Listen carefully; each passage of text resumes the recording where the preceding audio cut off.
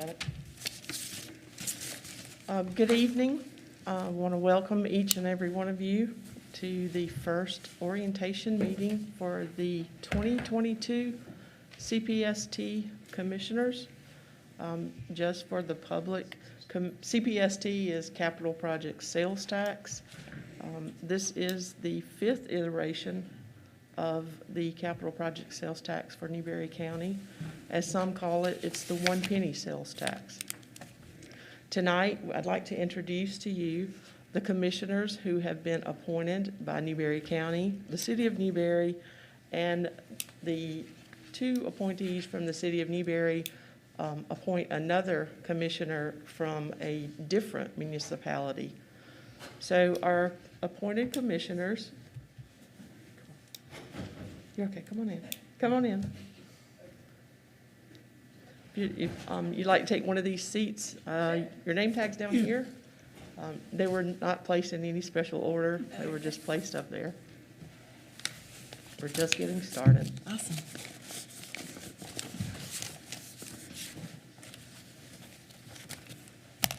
To welcome each of you, the County Council appointed on August the 6th, Mr. Sid Crumpton, who is attending by Zoom, Mr. Roy McClurkin, who is attending by Zoom, and Ms. Lisa Tolan, who is present here.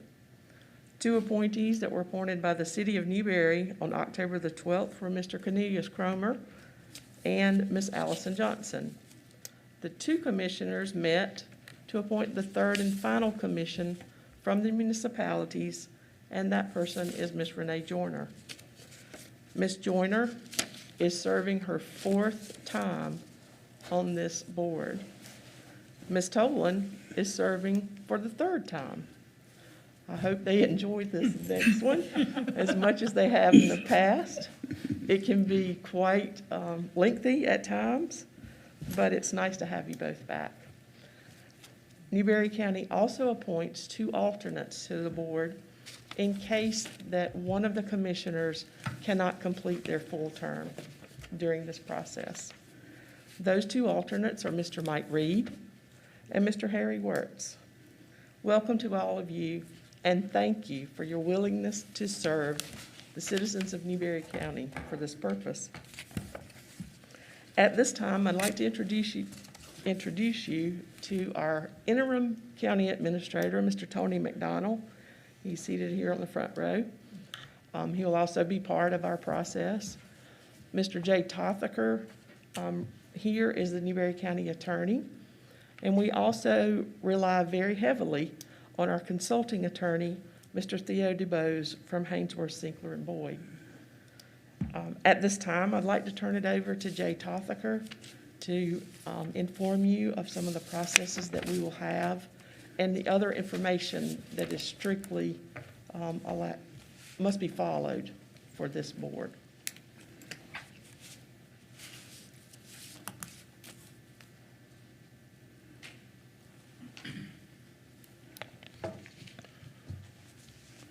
Thank you, Karen.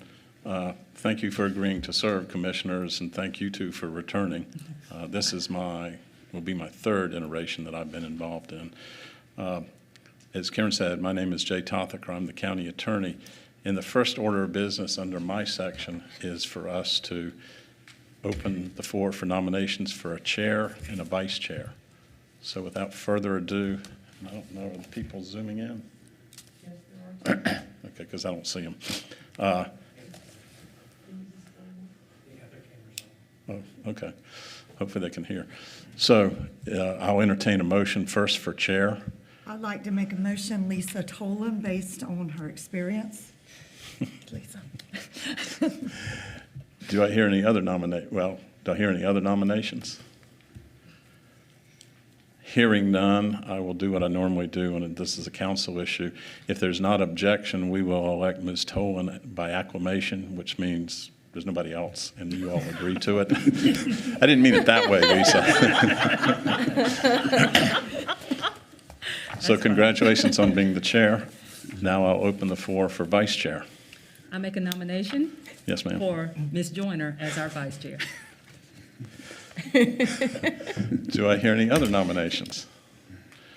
Hearing none, I will also, without objection, declare by acclamation that Ms. Joyner is the vice chair. Another deja vu. Congratulations to both of you. Now, let's move on to the next part. You are considered a public body, and as such, your activities fall under the South Carolina Freedom of Information Act, which can be quite lengthy and involved, and I'm just going to hit the highlights, but if you have any specific questions, please stop me. Basically, what that means is meetings like this will be open. We are still live streaming all of our meetings so that anybody who wants to watch or attend can do so by Zoom beyond just members. So be aware of that. You should not try to meet alone, or certainly not with, let's say, 4 people, because that would be a quorum of the 6-member body, and that creates some issues. Hopefully we won't cross that, but there's a part of the Freedom of Information Act that talks about you can't by chance or social opportunity have a convening of the members, even if you don't necessarily talk about the business. The perception can be that you're meeting outside of a called meeting. So just be wary of that. There are also some other requirements that go to what your agenda looks like, and we'll talk about that in a minute. But there will be minutes kept of all of these meetings. We do not do what's called a verbatim keeping of minutes. That means that if you say something, it's not necessarily going to be shown in the minutes. It is recorded, so it's there for posterity. But you need to realize that generally speaking, the minutes get condensed. They will hit the highlights. Like tonight, they'll talk about, Ms. Tolan was nominated. She was accepted by acclamation. Ms. Joyner was nominated, accepted by acclamation, then they'll move on. Hopefully they'll say, Jay spoke a little bit about 4 items and then digress. There are some other issues. I don't think they're really going to come up, but if you ever have a question about FOI, the one thing that you may need to be aware of, part of the FOI allows the public, and whoever considers himself the public, there's a representative of the public over there. I'm pointing at Andrew Wigger, who is the editor for The Observer, and I won't go that way. I was going to say something. We like The Observer here. I've been in some other venues where the media is not always as easy to work with, but a lot of times they will send an FOI request for information. Anybody can send an FOI request. If you're ever asked how to make one, if you go to our website, if you click on there's something FOI, and there's a form. They don't have to use the form, but there's a form that will help them if they want to turn it in for any reason. I think that's all I need to cover with FOI, unless somebody has a question about it.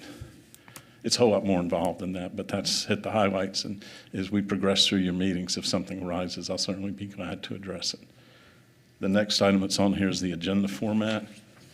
What you have before you is generally the agenda format that we would use. It's similar to what County Council uses, and it helps to follow a format like that because the expectation when people are at home watching this or when they go to the website to see what your agenda looks like, that is one thing let me mention that I didn't cover in FOI. You have to post the agenda at least 24 hours before a meeting. And we accomplish that by posting it on the website, newberrycounty.net, and we also post that there's a bulletin board. With COVID, you didn't come in this way, but you'll go out that way. There's a bulletin board right there, and there will always be one of these up for an agenda at least 24 hours before. The last thing, conflicts of interest. Let's start with the back, the dual office holding. For the purpose of dual office holding, which is a concept that says in the state of South Carolina, you can't hold 2 offices of honor or profit at the same time. Your position as a commissioner is an office for that purpose. And what that means to you, I can tell you certainly for the county people, we were provided with information about what organizations you belong to, and I was able to provide an opinion to Ms. Bremer that that's not a problem. We had a couple of people that it was a problem. All of you know Walt McLeod. He was interested in doing it, but he serves on a board that is an office. And what that means, if you accept a position, if somebody comes to you and says, hey, you'd be a great citizen to represent this commission, this board, if it's an office, if you accept that position, then you have effectively resigned from this position. So just be aware if something comes along during your duration on the commission, and you have questions, please feel free to call me, not just the county appointees, any appointee, and I'll be glad to offer you, from what I know, whether or not you've got a dual office holding potential conflict. There's no questions about that. Conflict of interest is pretty straightforward. If, as you're going through this process, if you own a construction company that wants to bid on a project, you don't really need to be involved in any of that discussion. I'm happy to answer potential questions about conflict of interest. Strictly speaking, if you have a conflict of interest or a potential conflict of interest, you can resolve that by recusing yourself, which is a nice form, a legal form for saying you're going to excuse yourself. That doesn't just mean you don't vote on it. It means that you don't participate in any way. And in the strictest sense, what that would mean, if I'm going to pick on, well, Mr. McCorkin's here, I'm going to pick on Joe Doe. If Joe Doe has a conflict of interest, he would submit a letter, or we would at least tell Ms. Bremer, I have a potential conflict of interest, and there should be a form that she'll let you sign. That'll be included in the official minutes, and then he should, at the least, move away from the dais. I've seen people that move completely out of the building, off this room until the time is over. So there's no perception at all that they have used their position in a conflict of interest.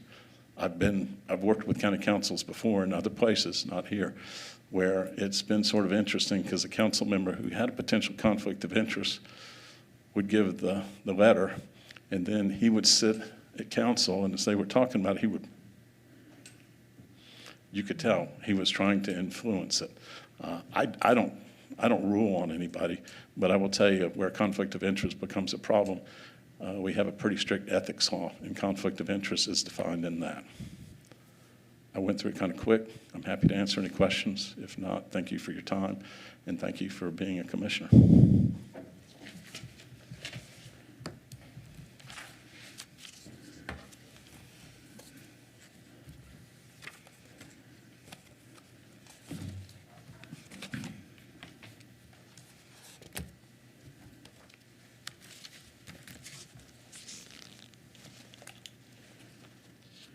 It's quite a mess. Good evening, commissioners. As Karen said, I'm Theo DeVoe, Haynesworth Law Firm in Columbia. I think this is my fourth go-round with Newberry County and its capital project sales tax. I'm honored to be here again and look forward to working with all of you. Administration has asked me to discuss with you a few points, really preliminary to your task at hand, the bulk of which of your time will be occupied in the spring. I think part of your agenda package tonight has a proposed calendar. And I think if you'll turn your attention to that, for those of you new to the process, I will tell you what is envisioned by this calendar. We have a meeting tonight that, of course, isn't on here. This calendar envisions, as I said, the bulk of your work beginning. Flip over. Mr. Reed, do you need a copy? He's got it. He just Got needs it? to flip over a page.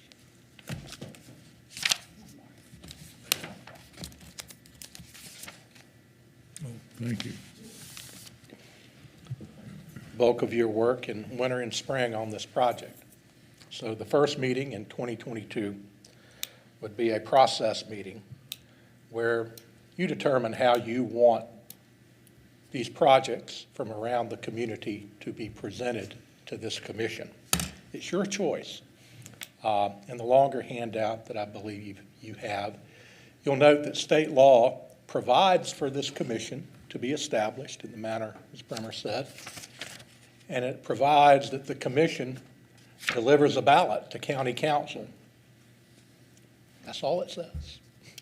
That's all it says in the statute. So how you do that and when you do that are really in your purview.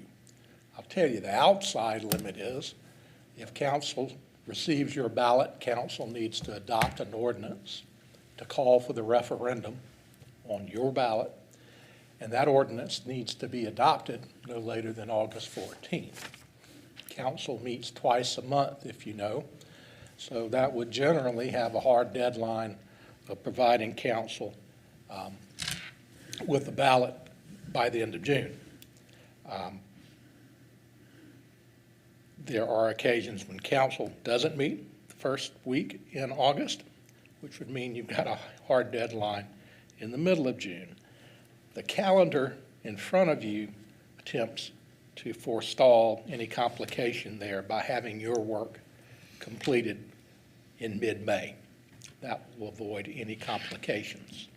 So then, going from the top, based on this proposed calendar, a meeting in February to decide process. And that's really deciding ahead of time how much time you want to give proposers. And I think from my experience, if you can, to agree ahead of time about how you will score each proposal. At the end of the day, there's no limit in the statute from how many projects are on the ballot, that there is going to be a limited amount of money to pay for those projects. And that is the real wall that you'll be up against. And so people throughout the county will have different opinions, all valid, but coming from different walks of life, will see things different way and have different priorities. And so you will need to work out how you will score these projects. So in a relatively expeditious process, after you've heard all the presentations, you will be able to work out which ballots will appear on, or which projects will appear on the ballot. One other thing that ballot memorializes is the priority that you have put your stamp on of these projects. So the voter understands that that project, number one on your ballot, is considered the highest priority. And I'll get to this in a minute, but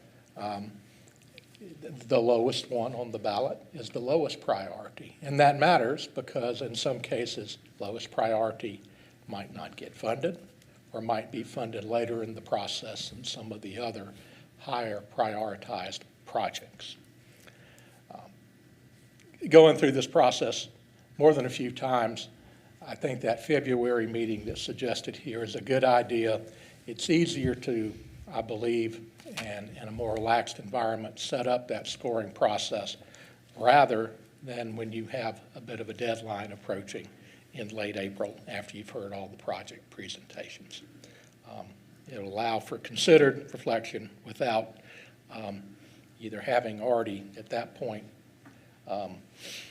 adopted your own favorite or having to negotiate again with that deadline. So the February 8th meeting would be to lay out in written form to people who will be presenting to you how much time will be made available. If you require any particular or have any particular preference for audio visuals, what sort of documentation and the like, that would be the time to do that.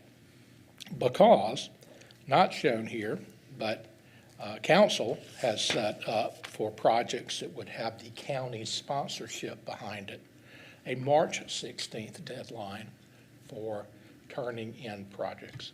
And the commission also needs for those projects that are not within the county's purview to set up a deadline. When do you want people to provide these project requests to you?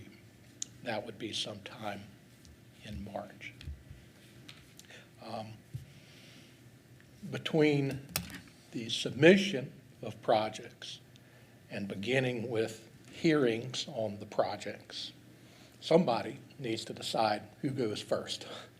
Be it there are going to be 10 to 12 different groups that want to get up in front of you. Our experience in the past is that municipal governments often have 3 or 4 projects, and they will have varying priorities for those as well. It's probably more efficient to have a particular government do all of their projects at once, but again, that's your choice.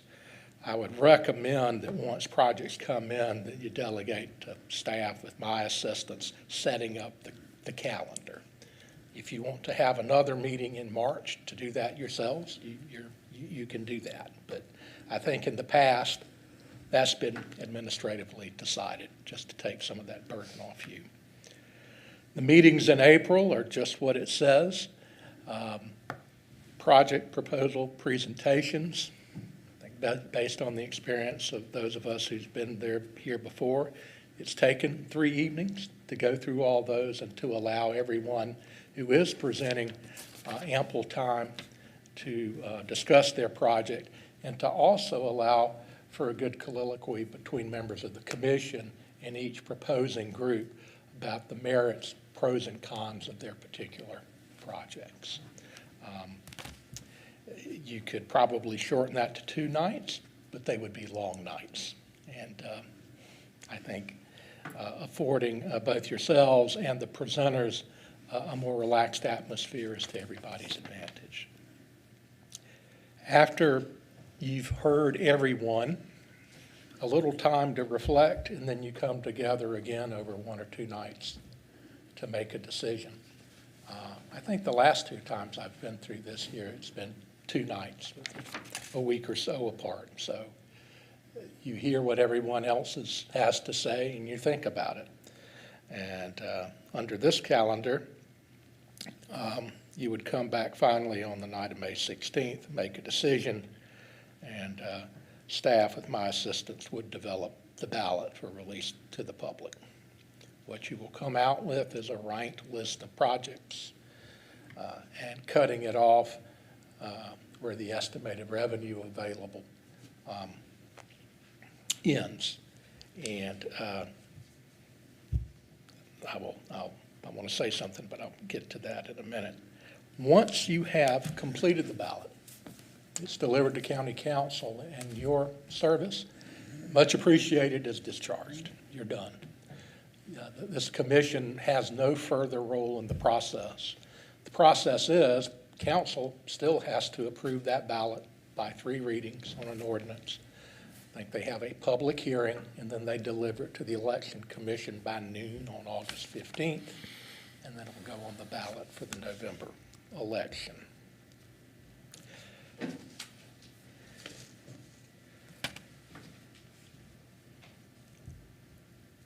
The next item on the agenda for tonight, Question. Does county council have to accept the entire ballot, or can it be in parts? it is up or down. Okay.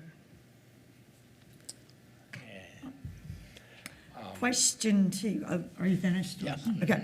Are these dates set in stone? No, Okay, these are proposed. okay, For your because I know consideration. like the 25th, I will be on the West Coast. And if I do all this work, I want to be here to deliberate, so, As of right now, these were just suggested. okay. We also have to work around the schedule since county meetings are all recorded here live. There are some meetings that are certain days of the month. County council meets the 1st and 3rd Wednesdays. The BZA, the Board of Zoning and Appeals, meets the 1st Tuesday. The Joint Planning Commission meets the 3rd Tuesday. County council also has committees that meet. Those usually meet on Mondays, but as of right now, a 2022 calendar has not been developed. When we filled out this calendar, just as a suggestion, we use Mondays. Mondays may not suit for a vast majority of you. We may have to look at a different day, but we will have to work it around some of those that their meetings are set for those specific days of the month. So if a majority doesn't work for April the 4th and April the 7th works, as long as it works to the best of the committee, you know, we're willing to change to make it work for you. The timing is just a suggestion for 5 o'clock. They may not work for you. All council meetings and most committee meetings meet at 6. So that's up to you to make that decision. And then the next meeting, if if you'll think about it, we'll come up with the calendar for the second meeting.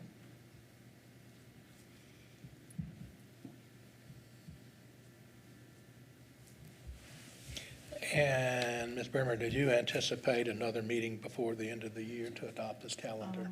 Originally, we had Preference. thought that we had scheduled one for November the 23rd, but I needed to know tonight from the commissioners that is very close to Thanksgiving. That may not be something that they can actually do. It may need to be later than that, for them to decide about the specific agenda type, as well as to develop their calendar. Their calendar does need to be completed by November the 30th. According to the resolution, we need to have that completed. So if you'll think about that, if November the 23rd does not work, there is a meeting already scheduled for November the 22nd. You could do it before or after. After sometimes is not good because you may run in, the first meeting may run longer. But if there's a better date for you, as long as we have it completed by the 30th. Can we vote now? I mean, can we discuss now if the 23rd is If you would good? like to, it's great. That fine just with me. moves us forward. 23rd is a day that I have it planned to be leaving for the holidays. Okay. And just so each of you know, the availability of being able to Zoom and participate in the meeting is, it will be there for you. Council adopted that for the purpose of course, COVID, when we were trying to distance ourselves. Or if you were sick, preferably stay at home, and you could still participate, or if you're out of town, and you could participate. So, that is still an option for each and every one of you. Mr. Works, will you be able to Zoom if, or will you be on Maybe the road? partial of it because I'm gonna be driving. We want you to be safe. Is Yeah, the to room, Northeast. the room's taken on the 28th, that Monday, the fourth Monday October? of November? No, ma'am. 29th. The- I personally would prefer the 28th with. 29th. 29th, okay. 29th. Sorry, I'm looking at 22. The 29th. Could we do that? Yeah, I'll be back. I'm in town. You'll be back? Yeah, I'll be back. Is 29th good? You know, I'm new to this and just listening to the discussions. I hear about the dates being set and reference to it. It's whatever's determined, right? And then we have two members on Zoom. I think that you set a date that, you make whatever adjustments you gotta make, either be here or have somebody do it for you, be here to take the notes for you. That's my thoughts on it. And how do we address the two You that are should on be able Zoom? to speak to them. He said they have their cameras off. Mr. Crumpton, Yes, would November the 29th be a date available for you for the second meeting? yes, ma'am. Okay, and Mr. McClurkin, Yes, ma'am. would you be available on the 29th? Yes, ma'am, that'll be fine. Okay, And what about a time? 5 or 6? Good, anytime. Time doesn't matter to me. No, time, I'm fine, 5, 6. Mr. Crumpton, Mr. McClurkin, any time preference, 5 or 6? Either one with me. Either one is fine with me also. I'd prefer 6. 6. Six. okay. We'll get that set. I'll also send you an agenda as well as a reminder for that. Thank you. The next topic here, and Ms. Bremer, I'd suggest an agenda item there be adoption of a calendar, if that would be appropriate. The next item are statutory restrictions. What that refers to is the sales tax has done a lot in this county, but in each iteration, the commission has been guided by a South Carolina statute which limits the types of projects that capital project sales tax can be applied to. Keeping in mind that this act was developed in the early 1990s, there are some things that simply don't appear on that list because either they weren't deemed as important then as they are now. A good example there is solid waste disposal facilities. Counties, since the development of this act, have become responsible for solid waste handling. That wasn't the case when this act was originally adopted by the legislature, so you won't see that in there. A question I had several weeks ago was using fiber optic cable and making a network among governmental buildings. Wasn't any fiber optic cable in use by governments in the early 1990s, so that sort of thing doesn't appear in this act. There's been one substantive change to that list, and that was at the instigation of this county back in 2010 to do the Piedmont Tech project. But other than that, it's more big construction projects, roads, streets, bridges, and parking decks, various governmental buildings, administrative buildings, civic centers, detention facilities, jails, hospitals, EMS facilities, and the like. Then cultural, historic, and recreational facilities, which would include libraries, and water and sewer projects. Those are the main ones that are applicable in this county. It also allows for beach renourishment and dredging, which you don't have a problem with here. So the commission is bound by those limitations until our Supreme Court tells us otherwise or the legislature changes the law. And I've already worked with council on giving them comments on the suitability of several things that folks within county government want to do, whether it's suitable or not. And we'll be doing the same for you folks on other projects. Prioritization, as I mentioned, the law says you prioritize projects. That's done by the order in which they're listed on the ballot. Why does that matter? Well, it can matter in one of two ways. At the first level, which is related to how you use the capital project sales tax money. When the act was first adopted, and the first county, as far as I know, that used it was York County. York County prioritized the projects, and they're all road projects up there. If you've ever been in York County, you may see signs that say pennies for progress. That's what it is. It's building roads in York County. And they didn't do a bond issue, so they would collect enough money to do project one. And the maximum amount, by the way, you can spend is on the ballot as well. So the citizens know the relative amount of taxes that are going to each of those projects. When they had enough money for the first project, entered it in contract and did it. Second one, when they had enough money for that, they would enter into a contract, and so on. And Aiken County did that the first time. They went through this process as well. As far as I know, outside of York County, which continues to use that process, every county that I'm aware of has issued bonds. That has a slightly different impact on priorities. When bonds are issued, the commission, because bonds has to appear on the ballot, so it needs to come out of the mouth of the commission. When you issue bonds, folks aren't waiting for enough money to be collected for their project. They are all, to the extent funds are available, funded right out of the gate. So last time, I think in 2016, bonds were issued a few months after the 2016 referendum, and 15 projects were all funded at once. So the 15th project, I can't recall where that was, but they didn't wait 5 or 6 years for sales taxes to be collected.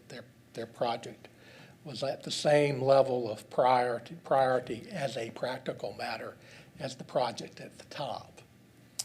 There's a trade-off there. When you issue bonds, there are interest costs. looking across the table at interest cost is inflation. The ballot requires that you put a cost on there. And the further out you get away from election date, or really from the day you hear these proposals, hadn't had much lately, but you've probably all seen in the newspaper over the past 4 months concerns about inflation. And if that trend takes hold, then the further we get away from your adoption of a ballot, the more it's likely that the cost figures that you've been given will be insufficient to totally fund the projects. Inflation, inflation can wipe out all the benefits that you may think you have saved by not issuing bonds. Once inflation takes in and these project amounts are insufficient, what the law requires is you've set aside money for all of the projects. And only after you've set aside money for all of the projects do you go back up to the top in your priority list and start using additional sales taxes to finish the project, to top it off so that they'll have enough money to do it. So it becomes a very laborious process, and again, delays the lower priority projects even further. So by issuing bonds, and the county has been pretty fortunate. There have been a few cost overruns over the past 2 cycles, but it's been nothing as severe as letting 5 years of inflation take hold of something. So prioritization of projects has a real significance if you do what's called pay-as-you-go. It has a lesser significance if you issue bonds up front. Where that can come into play, prioritization, even if there are bonds being issued, is the council may decide, the commission rather, may decide that they would like to put some projects on the ballot that I will advise you that you probably won't be able to bond for because of revenue projections. But if revenue projections end up doing better than we thought, there may be money to do that. And in the 2010 referendum, there were 3 fire stations that weren't bonded projects. They were at the very bottom of the ballot. And they didn't get to go right out of the gate. But after 6 years, when enough money to pay off the bonds had been collected, those 3 projects were financed, as were improvements at an industrial park as well.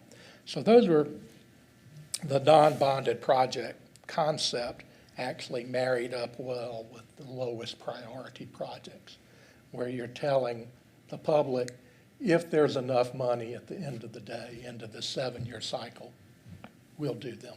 But they don't reach the same priority as the ones that we're going to issue bonds for. And nobody except this body can decide where to draw that line, which will be bond funded and which will not. And that brings me to the question everybody naturally wants to know is how much money we're talking about. Our estimates are early, and we'll work through this with you over the next 5 months, I guess it is. But somewhere in the neighborhood of $30 million should be available for project costs. Could be a little lower, could be maybe up to 10% higher based on the last numbers I saw from collections from the state treasurer last week. But we will tighten that.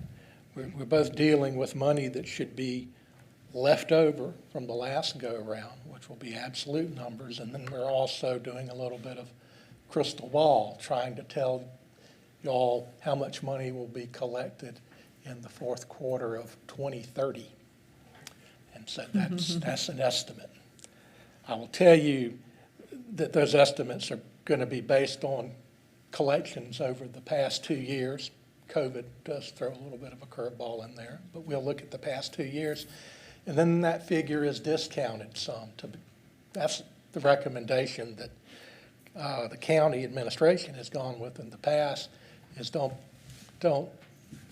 believe that you're going to get every last cent. You'll still capture it if it comes in, but don't put the county in the position where, just to name an average figure, you make an assumption that the county is going to collect $1.2 million every quarter for the next 28 quarters, 7 years, and issue bonds up to that amount. What happens is, if the taxes don't come in at that rate, then the county is required by state law to put on property tax, which nobody wants. Nobody ever wants to see that property tax going on there, where you've had a referendum and everybody's joined in and approved it. So a little bit of caution is advisable, it seems to me. It's worked. And we will, as we progress, lead you through those figures. And you can decide how much you want to bond based on those figures, whether you want to put any projects below the line or make them non-bondable projects that really are not going to get done unless there's more money than we reasonably expect to come in is collected. You can also decide to do this pay-as-you-go, but we will consult with you and answer whatever your questions you might have. The county has a financial advisor as well who will be brought into this process to compare the outcome of pay-as-you-go versus bonding the projects.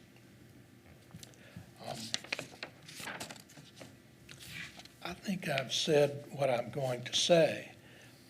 You'll have questions perhaps from people in the public about, well, what can I do? Can I do this? Can I do that? I would suggest you funnel those through Ms. Bremer, and then she will direct them to me.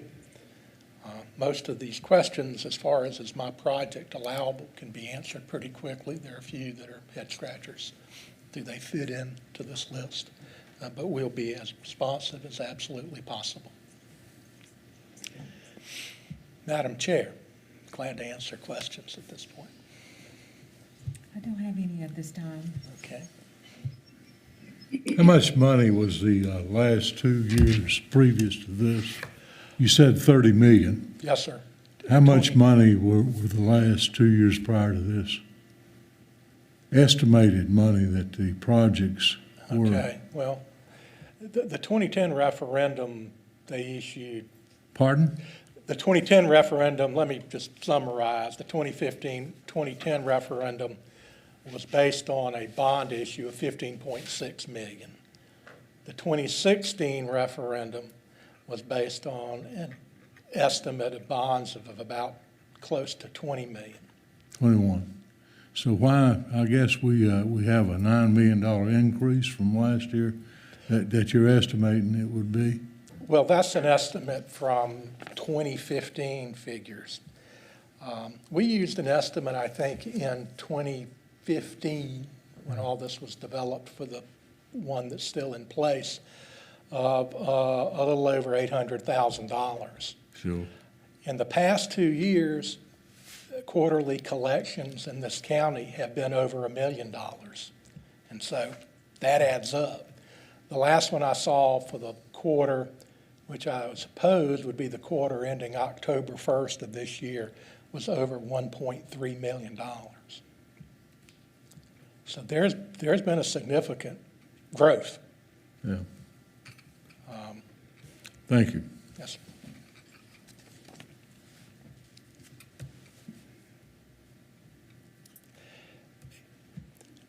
And let me say, we're also, I think the bonds from 2016, there will have been enough collections to pay them off within a year from now.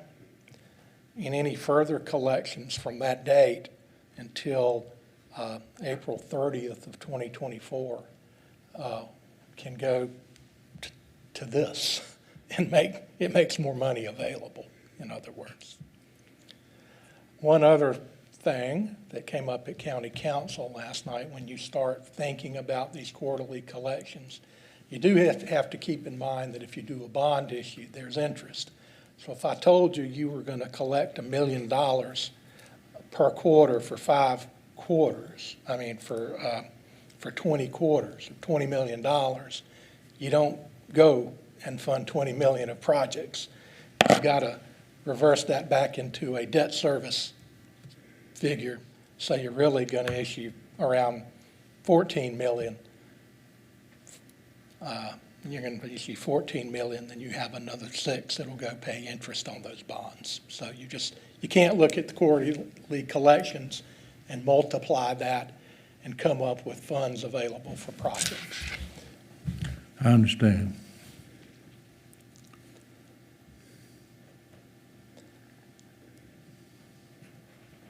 Thank you then. I look forward to working with you, and I will turn it back over to Ms. Brimmer.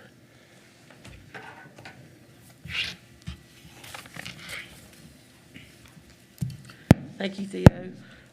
As you've heard, he is well-versed in the CPST process, so any questions that you have his contact information in your booklet. Later, we will give you a much larger binder once the projects start coming in so that you have a copy of all the information that's presented to us for each project. We just started out with a small one for now. We'll transfer it to a bigger one later as we get more information to add to it. In your packet that you also have the Code of Laws number 4-10-330, which is the South Carolina statute for CPST. You see there, those are the descriptions of the projects that are allowed. So you have that full description. You also have a copy of the 2 resolutions that County Council adopted. The first one being to adopt a commission for the purposes of a referendum. And the second one, is for County Council's priorities and their calendar for their presentations for the projects that they will sponsor and present to the commission. We had a meeting earlier on November the 2nd with the municipalities to inform them that we had begun the process, as well as to give them some information as for notice of intents. If the county has put in their budget $75,000 for engineering estimation. We will soon award a contract for that to an engineering firm that will help in the cost estimations for these projects. You want to be as close as you can so that we don't have something coming in that is way out of the realm of what was originally given to us based on just a number. We'll use an engineering service to do that. This service will be used for most all of the projects, whether it be for county sponsored or the municipalities, with the exception of the water and sewer projects. They usually require a more intense engineering firm for their specific reasons. The water and sewer has usually a firm that they use for that, and the city has had those projects in the past that they've used a specific firm for those types of estimations.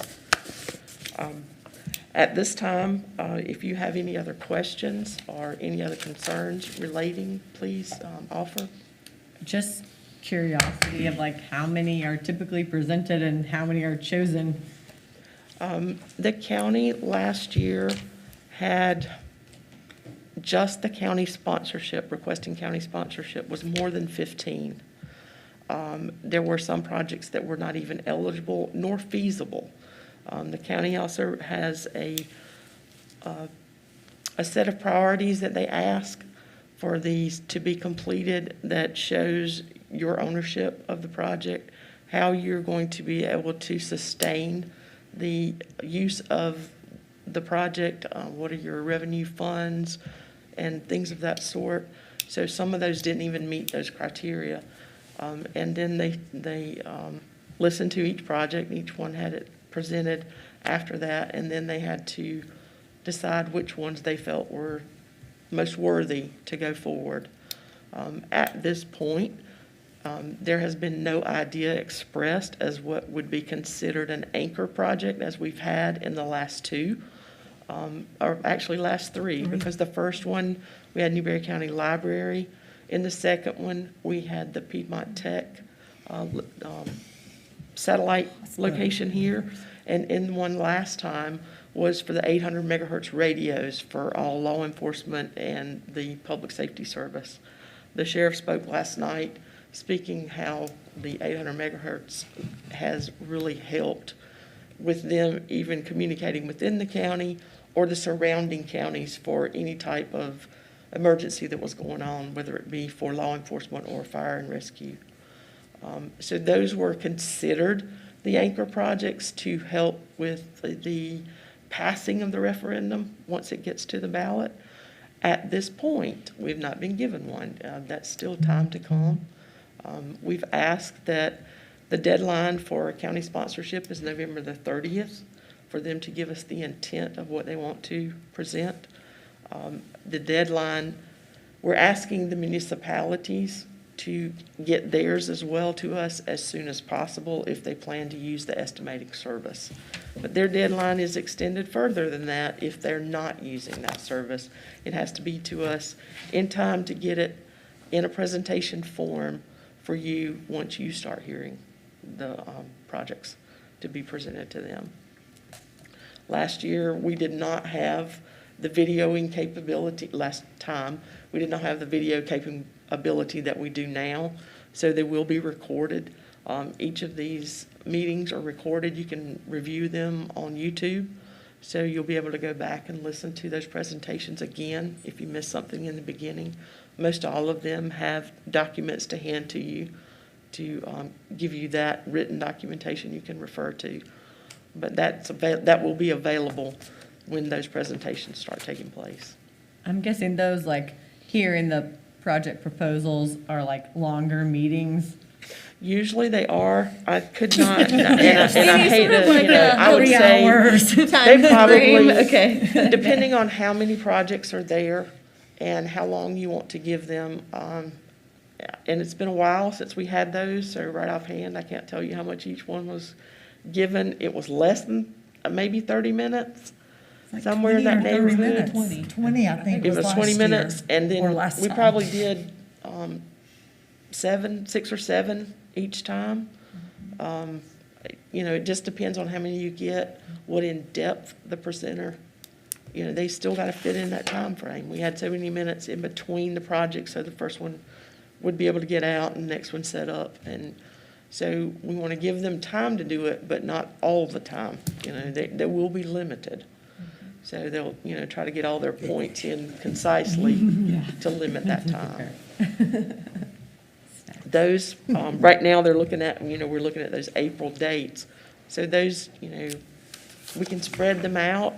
If we spread them out, we still have to meet that deadline. So, if you want to do, instead of 1 day per week, 2 days per week, or, but it makes it hard because each of you, I'm sure, have a calendar that's full. It's hard to fit it all in. That's why we do appreciate your service. It may not be a long-term serving on this commission, but it will be lengthy during that term. If you have any other questions, if you think of something later, please call or email. You have not only do you have your contact information is in there, and if you see a mistake in it, please let us know that I made a mistake in something. You have the county's contacts as well. So you can contact any one of us if you have a question regarding that. We'll develop an agenda for the next time. I'll email it to you. If you prefer things by mail, by U.S. mail, we'll be glad to send it that way. If you prefer it by email, that's a personal thing for each person. We'll do it either way. If you prefer both, that's okay too. We just want to make sure that you get it and you have time to look over it before the meeting so that you'll have ample time to think about whatever's included in that. So we didn't have anybody sign up for public comments, but if you don't have anything else for us, if you would like to adjourn the meeting, Madam Chair, unless you have any other comments or questions. Are you talking to me? Any one of you, Any question? anyone. Mhm. I don't have any comments and very few questions as we get into this, but it's, I think it's going to be interesting. Newberry has a lot of challenges in the future coming up, and they've absolutely knocked it out of the park with a couple of things that were done in the past years, I think. So, yeah, it's going to be an experience, and I look forward to it. Well, we thank you. We do thank you for serving. Sure. Anyone else? Okay. Madam Chair, if you'd make a motion to adjourn, so. I make a motion to adjourn this meeting, and our next meeting will be November 29th, here at 6 PM. Yes, ma'am. Okay, we are adjourned. Thank you very much. All right?